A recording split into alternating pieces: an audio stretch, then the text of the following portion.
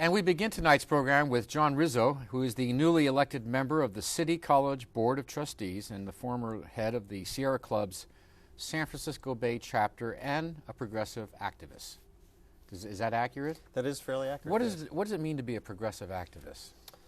I guess it means different things to different people. To me, it means fighting for the rights of everyday people, of the poor, the middle class, and just looking at things, how issues should help people and not corporations in particular.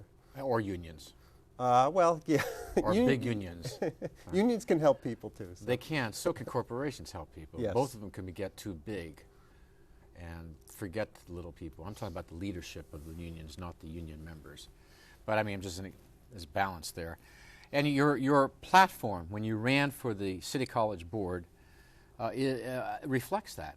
And I have to say that, you know, in some areas, like your fiscal responsibility, you would be a moderate Republican in that. Does that, have I insulted you? No, not at all. I mean, frankly, I don't see fiscal responsibility as a conservative issue.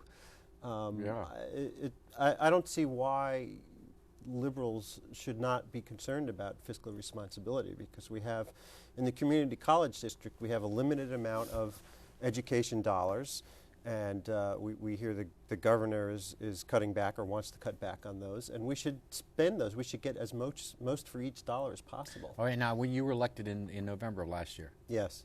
Okay. Now it's a short time, but since November of last year, have you taken any steps as a new member? When were you sworn in? Sworn in January. All right, so I'm only giving you 4 months. In 4 months, have you been able to make any kind of inroads in that particular goal of your 10-goal platform? Actually, I have. I wrote a resolution that the board passed that will institute a performance audit of how the bond money is being spent. There were 3 bonds in the past 10 years. And we're doing $750 million of construction projects with the bond money and with state money. So the performance audit will look at how that money is being spent. When you say performance audit, how do you mean performance audit? Well, it looks at the practices, and it kind of goes in where the money is going, and can it be managed better? Can it be spent better? Have all the bids been competitive? They have not all been competitive. That's one thing that I'd like to look into. That's one of the reasons that the college cites for some of the cost increases that they've had in the projects. And I'm concerned that the cost increases are above the general construction inflation. So it wasn't necessarily competitive things where the proposals went out to the building community and they came back with their proposals of what they would do it for, and the normal bidding process, you think, was upended a bit? Well, from what I hear, that there are a lot of contracts that are only coming back with one bid, that there aren't multiple bids. And I think we need to find out why that is. What do you think is the reason for that? I can't say. I'm hoping the performance audit will tell me. There was a problem with money being diverted into passing the bonds. Could you describe that, and have you taken any action in that regard? Yeah, this was revealed in the San Francisco Chronicle, that there were 3 instances that the Chronicle reported, and there were situations where you had a contractor that owed money to the college, and they were encouraged to put that money into the campaign fund for the bond in 2005. Who encouraged them to do that? Well, we have one member of the administration has said that it was his idea. And so what we've done is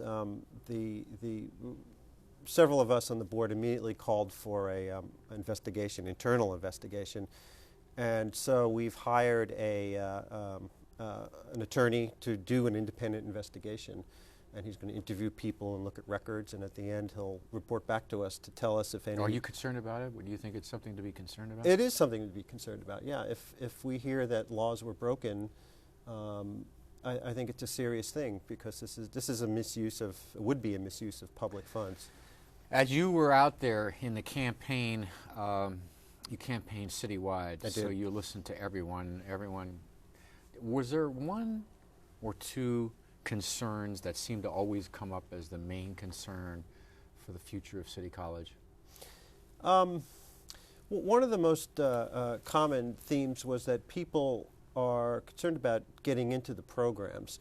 So some of the programs, particularly the medical training programs, nursing and medical technology, they have long wait lists, and it's a booming area, and people complain that they just can't get into the programs. And why is that? Because the colleges decided not to do it, or is it because you have lack of funds, or what's the reason for that? I think it's because the growth in the demand has outstripped the growth in our programs, and that we need to take a look at that and see what we can do. One thing we could do is try to increase those programs. There's a massive shortage of nurses. There in California. There is. In fact, in the country, I think it's 45% of nurses that are trained, are now trained at community colleges because it's so affordable to do so. And that is growing, and I think we'll see more than half. How many students do you have in those programs? Because do those in any way impact the biotechnology labs that are being built in South of Market? In other words, are you able to I'm not sure. place, because, for example, in my business, I get your placement lists from City College. Lists, names after names of qualified and very qualified people that maybe I'd want to hire. You're probably doing the same thing, or has that begun in the biotech infant industries in South Market, or do they not care about that? They bring in their own people? Well, we've actually, we're going to be creating some biotech programs specific for the biotech industry, and one of the buildings that's on the drawing board to construct is a biotech center where people will be trained for that. It hasn't gotten off the ground yet, but that's in the plans. So what is the focus? I mean, what is the main focus of City College? Is it a trade school now? Or again, let me change it. From the viewpoint of the people you talk to, and you know when you're a candidate, about after 8 or 9 months of that, you start to get a sense of everything when you're a candidate, right? So I'm asking you what you feel what were you getting when you were out there? Do you feel that they look at City College as a kind of a training area for their job or their kids' jobs, or do they look at it as forwarding their intellectual enhancement, taking literature or other courses? Or what do you think right now is the belief of the average person that what they want it to be? Well, I know for a lot of people, it's a economical way to get an education, a 4-year education. You start with 2 years at City College. You get an associate's degree. You take those credits and you move them to Cal or SF State or something like that. And so you get the same kind of education, but you save your first 2 years. You save thousands of dollars or tens of thousands of dollars. I see. So there's a whole group like that. Yeah, there's a large group like that. What % do you think of the student bodies like that? Boy, I don't know. I don't know off the top of my head.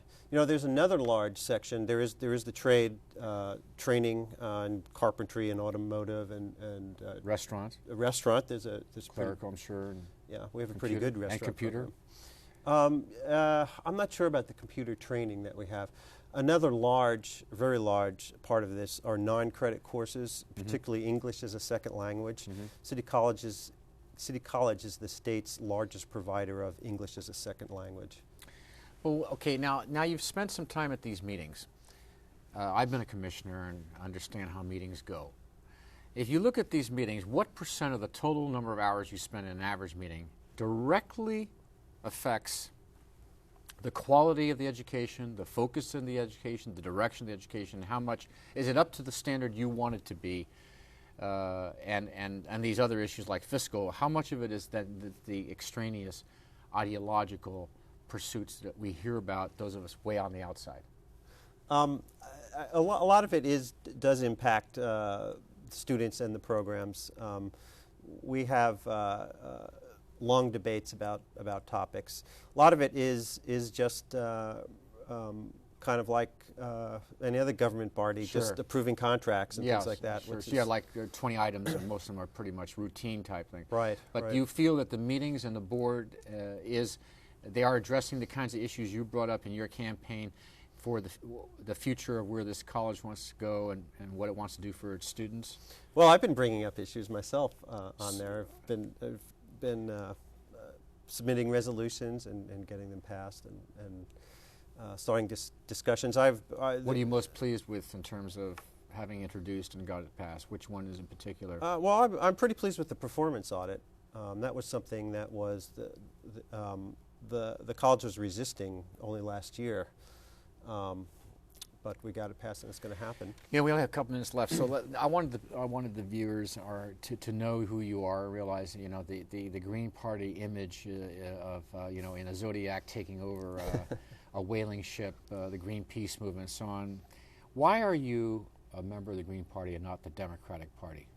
Well, for me, I guess it started, I've always been interested in environmentalism. When I was in high school and college, I did a lot of hiking and backpacking, and so that kind of first attracted me to it. But now I think it's, there's two approaches that people take, and I think they're both, that liberal progressives take. Mm-hmm. And there are people who join the Green Party, like myself, to work from outside the Democratic Party, to kind of shift the whole discussion to the left.